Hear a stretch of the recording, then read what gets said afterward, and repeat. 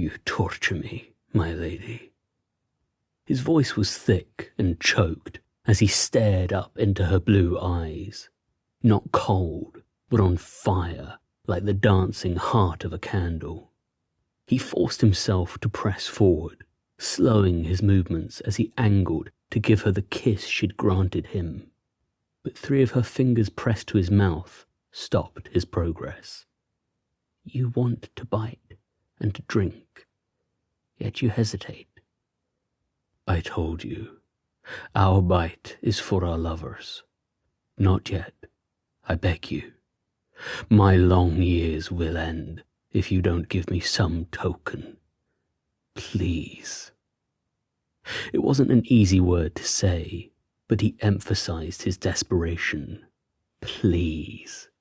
There was nothing he wouldn't give her in that torturous moment.